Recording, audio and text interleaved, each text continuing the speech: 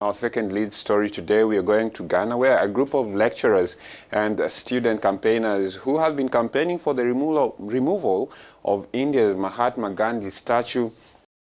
Yeah, in September of 2016, some lecturers and students at the University of Ghana demanded that the statues of Mahatma Gandhi that was erected on their campus be removed. And the reason for their agitation was, Gandhi hated black people. Mahatma Gandhi, as it were, is known to be anti-black and a racist. But the real Gandhi was a hateful Gandhi. And the real Gandhi spewed racism against Africans. He called them kafirs. Because he was a racist and he was against Africans. He was divisive, racist, and classist, oppressive even toward his own people.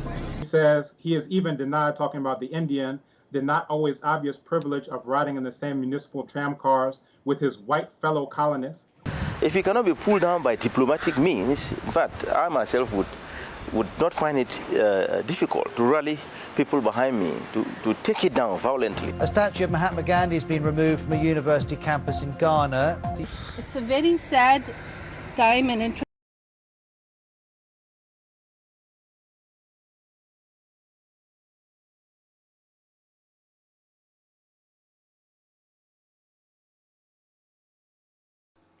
I think the very first question we should ask ourselves is, was Mahatma Gandhi racist?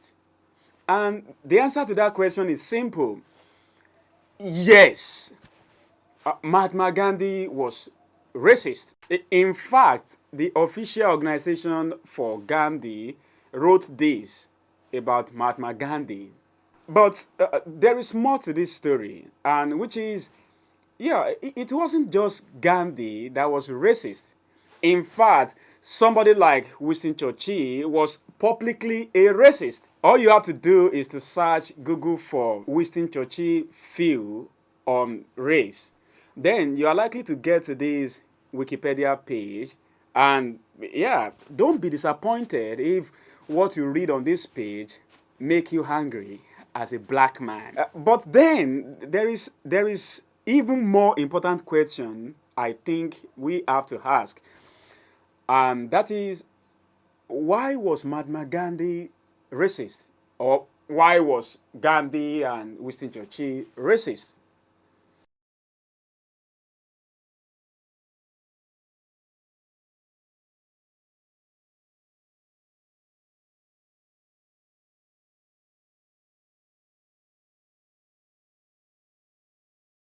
In the period between 1650 and 1780, the concept of polygenism became popular in Europe.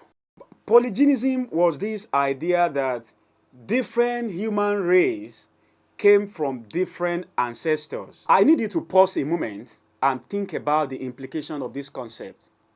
Now, think about it. Imagine that white people truly came from different ancestors, and black people also came from different ancestors. Now, think about that. If this concept was true, it means we cannot possibly be the same people. We are going to be different species. And we are going to be different in intellects, in probably skeleton, in probably our blood, in our genes. We are going to be different in terms of our mental capacity. I have a very sad news for you, and that is, unfortunately, that was what many European scientists between 17th and 20th century believed. Starting from 17th century, you are having these famous European scientists coming to public, writing in the newspaper, radio, writing books. And they were making this claim that they have spent years, probably, in the laboratory to study different human races, and they have come to a very important conclusion. And that is, the gene of a black man is different from that of a white man. His skeleton is different. his blood is different. Wait for it, whether you believe it or not. These scientists actually claim that the brain of a black man is smaller than that of a white man.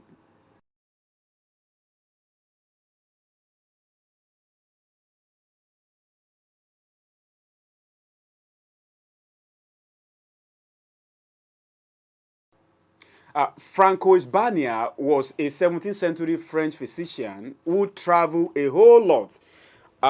This guy claimed that he had traveled all across the globe and he had seen probably every race of humans. Then in 1684, Bagnaia published a famous article in a journal called Journal des Savants. In this publication, Bagnaia divided human race into four according to their importance, according to their superior intellect. Then you have first class race, second class race, third class race, and fourth class race. In this same publication, Bagnaia claimed that, listen to this, there are genetic differences between these four races. And according to him, one of those races, the last race, is so bad and so inferior that it is close to animals.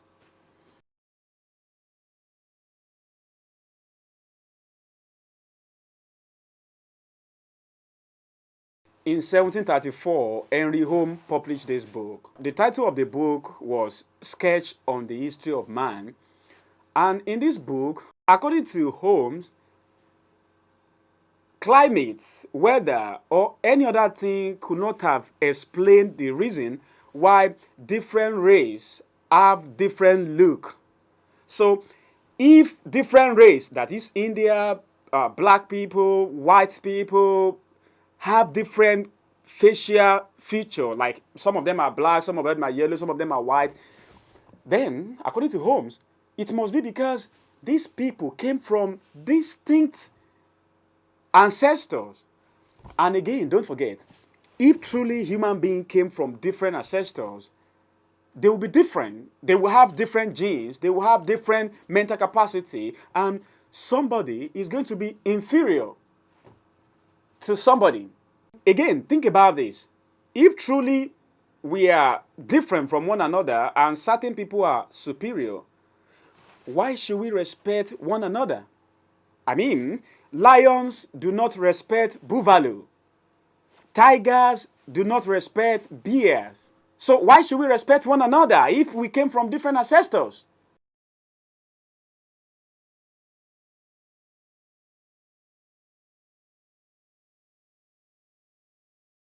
In 1861, the German anthropologist Franz Brunner published his own theory, which is essentially similar to everything I have told you. In 1798, a French zoologist, Georges Cuvier, published his own publication in which he wrote this: black people are approximately monkeys. During this same era, Christomania published this book. In the book, he claimed that black people are very close to animals. They are having inferior genes, you know. Then you have Charles White, Richard Bradley, Thomas Jefferson, and hundreds of famous and, influential scientists of 17th, 18th, 19th, 20th century. All of them were saying the same thing. All of them were writing the same thing. All of them were confident about the same thing. All these people claim that as scientists, they have spent months and months and months in the laboratory, and they have done their studies, and they have come to a conclusion that you should trust. And that conclusion is every race, different race of humans came from different ancestors. And some are superior to others.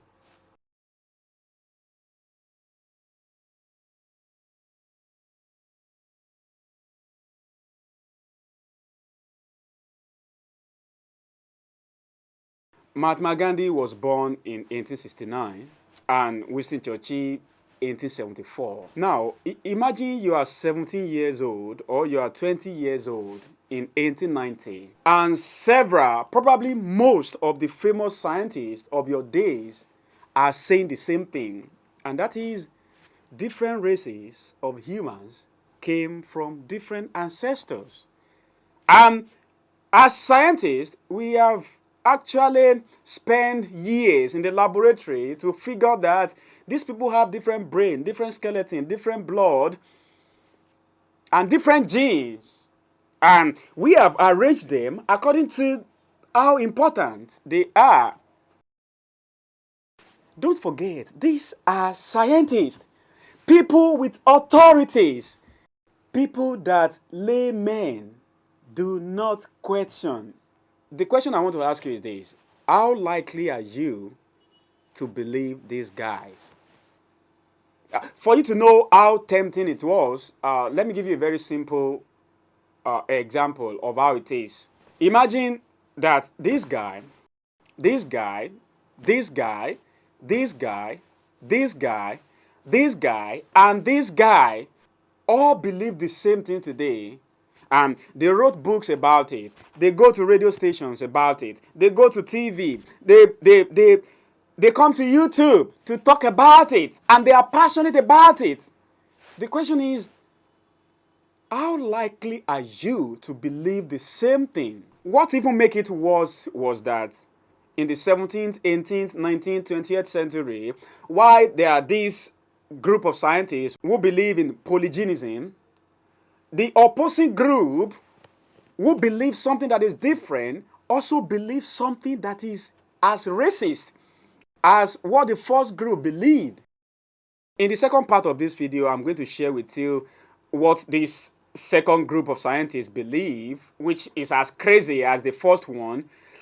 But for now, what I need you to understand is this: if you live as a young adult in 1892, 1890, 1895, which Mahatma Gandhi and Winston Churchill lived, it is going to take a miracle for you to not believe what the scientists of the day was talking about when it comes to race. And this was the shoes Mahatma Gandhi and Winston Churchill found themselves. Now, this is what you have to understand. Human beings are like chameleons. We are products of our time, our era, and our environment, which is the reason why you, this same you, if you were born into a different culture or a different part of the world, you are going to believe different things than what you believe today. This same you, if you were born 100 years ago, or you were born 200 years ago, you are going to believe certain things were moral, certain things were the truth, certain things were normal that you do not believe are the same today. And that is the same thing that happened to Mahatma Gandhi, Winston Churchill, or every other people you think were racist in 17th, 18th, 19th century. Humans are products of their time. They are products of their environment. They are products of their era. That is the same reason why Apostle Paul clapped for slavery. Is the same reason Moses committed genocide. Is the same reason Alexander the Great killed thousands of people. And today, we think these men are great men. Why? Because we are able to separate them from our own era. We are able to judge them based on the era they lived in. Because it was normal to commit genocide in 300 BC.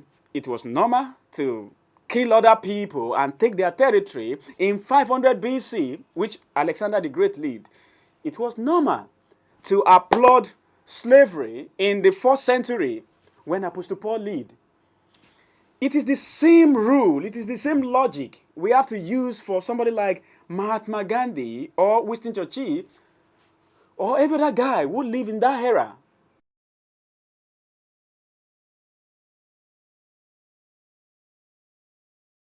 You see, this is what I have to tell you. If you're a black man like me, and you think you are holier than these two men, I promise you, in the next 200 years, many things you think are moral, justice, truth, or normal today, somebody is coming to write a book, to have a scientific breakthrough, to invent some way of thinking, which will make many of the things we think are moral today suddenly immoral by then. So you really want people in the next 200 years to think you are a bad man because you accept what everybody in your era accepted? As for me, that is how I look at life. There is no truth, there is no morality, there is no normal. People in different era define what morality, what justice, what truth is. And just wait for the next 100 years. Another generation of people will look back at many things we are doing today, and they're going to look back at us and say, are these people stupid? And they are going to judge us as bad people, even though we never knew we are bad. And this is a simple thing I think black people should understand. We can't just keep on judging people based on what they say about us, what they did to us. We have to understand the context. We have to understand the time they live in. We have to understand the era they live in. So if you're a black man, this is my advice for you. Go and pick Winston Churchill's biography. I read this book, I think, 15 years ago. And Winston Churchill happened to be a wonderful human. Did he hate people who look like me? Yes, he did. Because everybody in his day did. Now, this is biography of Gandhi. I read it. I think I listened to the audio book. I think 5 years ago. I ask you to go read it if you're a black man. It doesn't really matter what these two men have done or have said about us in the past. We cannot judge them based on our understanding of the 21st century. We can only judge them based on the understanding of the era they lived in. Thank you very much for watching my video. My name is Steve Courage. If you like this video, you'll probably like some of my books. So check them in the description box.